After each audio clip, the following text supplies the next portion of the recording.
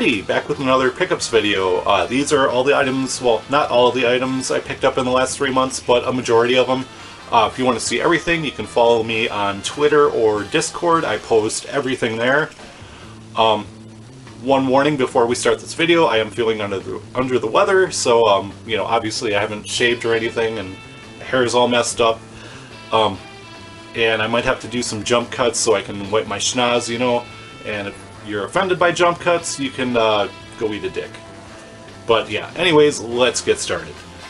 So the first game I picked up this year was one that I've wanted for a really long time. My buddy Matt talked about it, geez, like 12 years ago or something, and I thought it sounded completely ridiculous, but also really cool.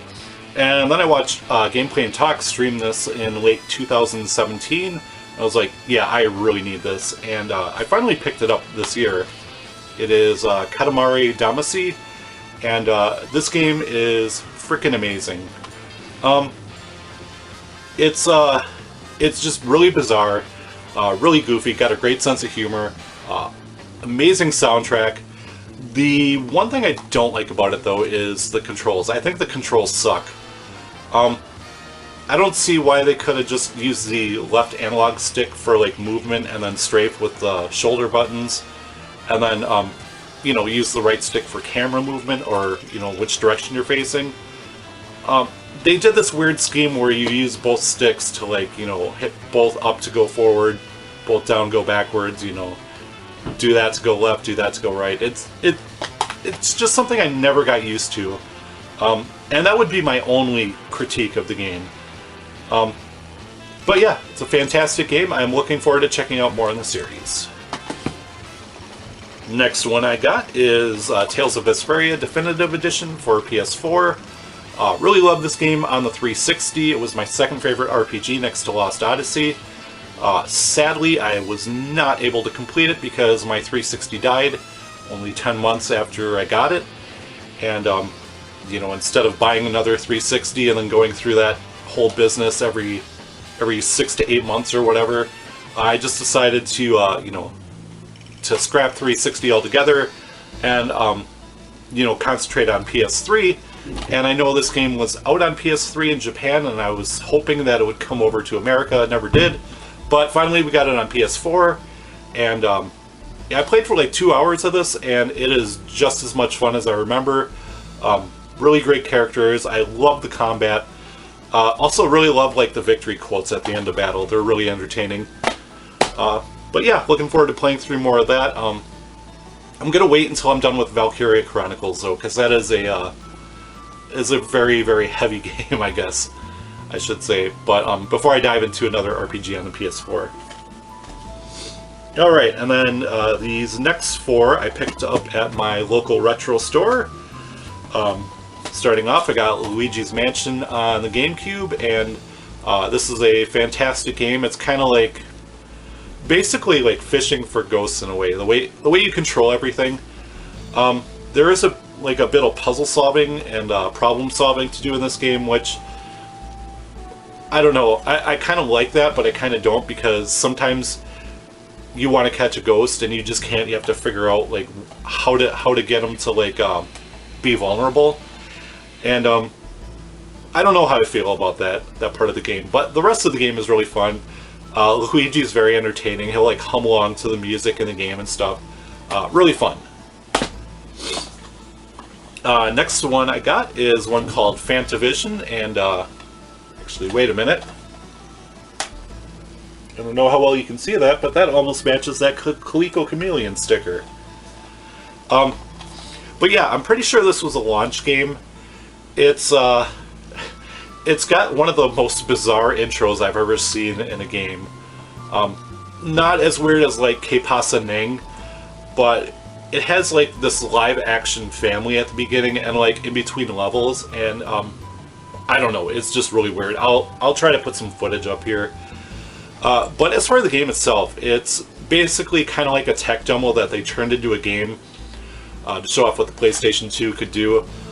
Basically what you have to do is match 3 colors in a row to set off fireworks, and you know, there's more to it than that, but yeah, it's from what I've seen of it, I watched Studio Mudprints stream it like 6-8 months ago, and it seemed pretty fun, so looking forward to checking that one out.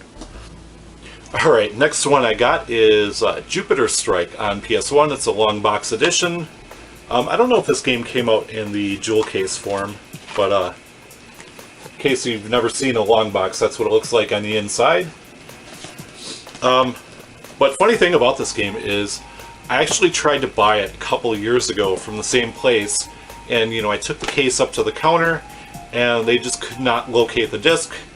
So I was like, well, whatever, I'll just skip that one. And then finally I got it, like 3 months ago. Still haven't played it. It looks like a cool, space combat game, and I'm looking forward to checking that out too. I feel like I say that like way too much. Like, I'm looking forward to checking this out. I'm looking forward to checking this out. Anyways, next one I got is an RPG that I used to own on PlayStation. I actually was not too impressed when I played it. I played it for like 5 hours, and the game just couldn't hold my attention, but I decided to get it again because obviously I'm going for a complete PlayStation 1 collection, and I needed this, so Legend of Dragoon. Yeah, it's the Greatest Hits Edition. They actually had 2 copies there. They had one on the shelf that was, like, the case was all beat up, and then they had one behind the counter where, it was this nice clean case, and of course I picked that one. Not sure when I'm going to play it, but I will get to it eventually and give it another try. Alright, next up we have some eBay purchases that just came in this week. And I ended up buying like one big bundle and then like another smaller bundle. Let's see. We'll look at the stuff from the smaller bundle first. And that is just official PlayStation Magazine demo discs. I got 18, 19, and 20. I actually used to own these, and I don't know, for whatever reason I decided one day to just throw them all away. And I really wish I hadn't done that, because I had like, I don't know, I had like 40 altogether. But yeah, happy to get them again. I don't know if I'm actually going to do this, but one of these days I want to like try to do like a demo stream or something with like the PlayStation Underground discs or one of these. I don't know when it would be, but I'd like to do it eventually. Okay, and then let's see. Okay, yeah. This next stack here all came from one bundle. First of all, I got more demo CDs. I got this interactive CD 8s. Number 1, I think they're from the same series, but they have kind of different names, like Interactive Sampler CD Volume 8, and then Interactive CD Sampler Pack Volume 1. And then I got this cool Pizza Hut one, which has great games on it. Gran Turismo, Crash 3, Tomb Raider 3, which I wouldn't call that one great, it's good, but Medieval and Metal Gear. But yeah, as I said with everything in this video, I'm looking forward to checking that one out.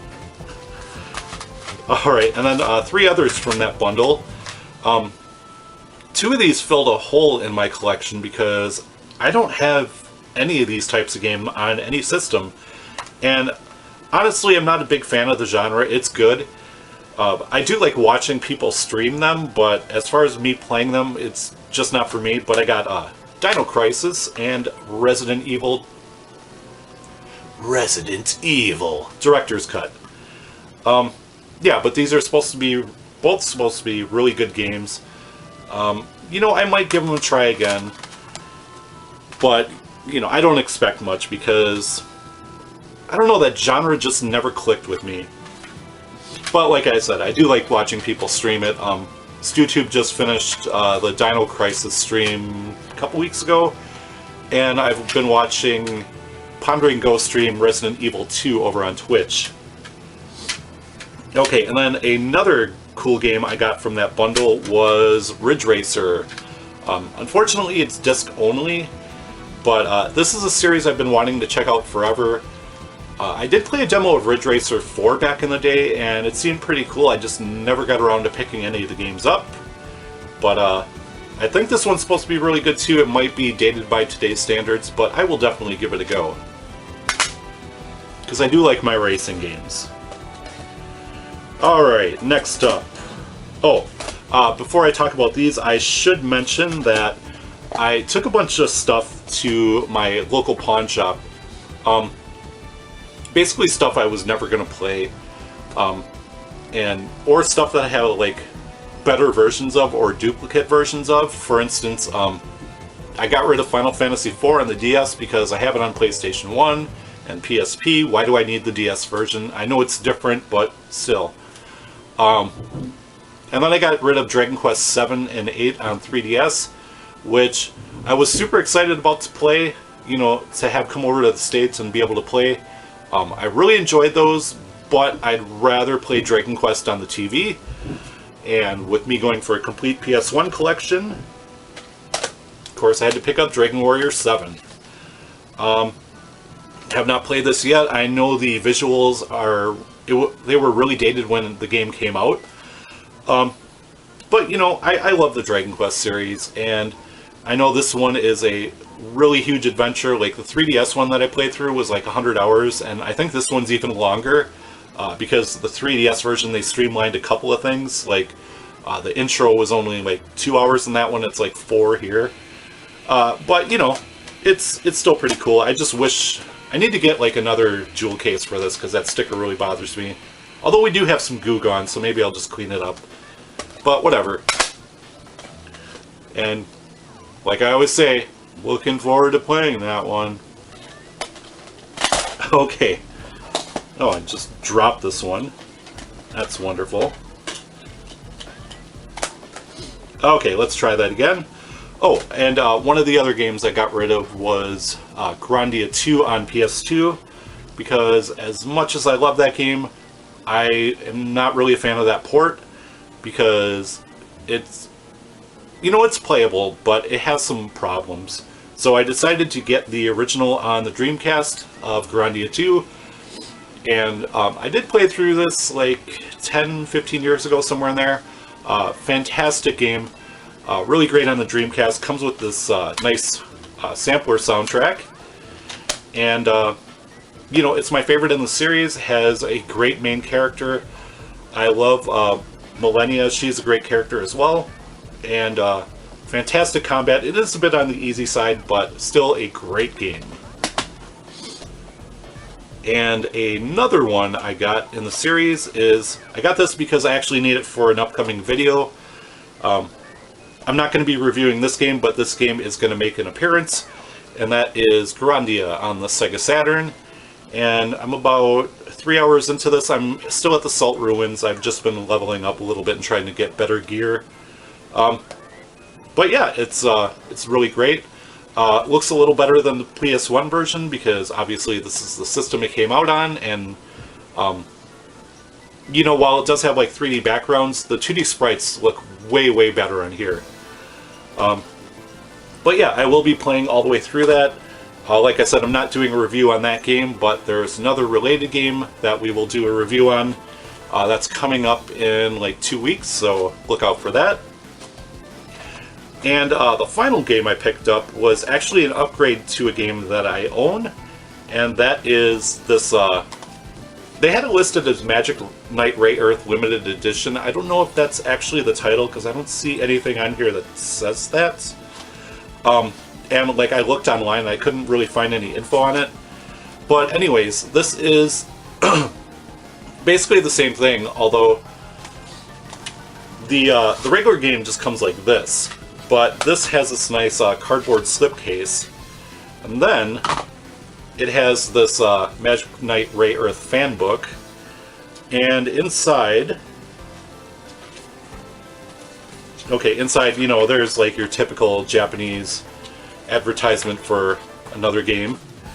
But then you also get these cool memory card stickers, and I don't know if I'm going to use these. Like, I kind of hate to break this up, but at the same time, it would be really cool to have my Action Replay cart with one of these on it. And I'm really happy that this is in there, because usually when you have something like that that has memory card stickers, you know, they've been used. But yeah, this little fan book is really cool. I don't know how well you can see that, but it has, you know, little pieces of like concept art. Shows some characters there. Shows some of the voice actors too. And I hope I'm not giving any spoilers here. I don't think I am. If I am, I apologize. And then you get this little chibi-fied versions of the main characters. But yeah, that's a really cool piece to add to the collection.